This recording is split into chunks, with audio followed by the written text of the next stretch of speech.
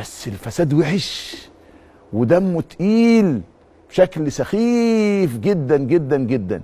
إله يا رب وانت جاه يا رب، كل الفاسدين يقعوا وكل المرتشين يقعوا وكل الظلمه وكل الناس اللي يعني بوظت الدنيا تقع، لانه ده بقى مهم جدا. يعني خلاص جبنا اخرنا مع هذا الكم المستشري. الحقيقه بتدفع رشاوي وبتدفع ايه ده، ايه القرف ده اللي موجود ده.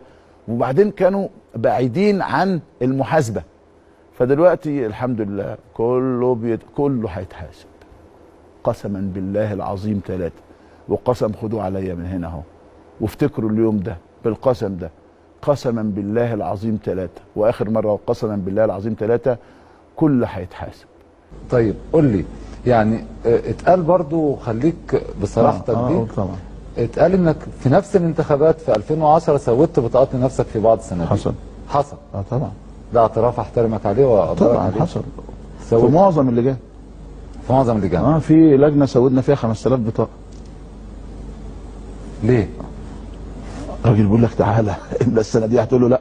يقول لك ايه؟ تعالى املى الصناديق يا عم. صباح الخير. قال لك الراجل اللي قاعد على اللجنه، الراجل اللي على اللجنه يقول لك تعالى صباح الخير. قال لك صباح الخير كده يا كابتن، مش تيجي تملى بطاقتين؟ فانا واخدها جد بقى يعني. يا عم تعالى. فاخدت بطاقه، ما قال لي لا، فاداني 200 بطاقه، فاحنا داخلين 10. فكل واحد خد 200 بطاقه، وبعدين واحد ابن حلال تبعنا راح واخد البتاع كله تقريبا يعني. حطينا حوالي 5000 صوت في النتيجه، لان احنا واخدين في اللجنه دي 38 صوت. لا فهمني. احنا سويتوا 5000 بطاقه وحطيتوها بايديكم في الصناديق. بايدينا. بايديكم في اللجنه دي؟ طبعا. كانت لجنه ايه؟ طنطا الاعداديه، التجاره الثانويه، طنطا الثانويه الميكانيكيه. كل ده حصل. عمر بن الخطاب، في معظم اللجان بلا استثناء يعني. المزور بيشوف الناس كلها مزورين، واللي بيشرب شاي بالياسمين فبيشوف الناس كلها بتشرب زيه بالظبط، والمتلون بيشوف الناس كلها متلونين.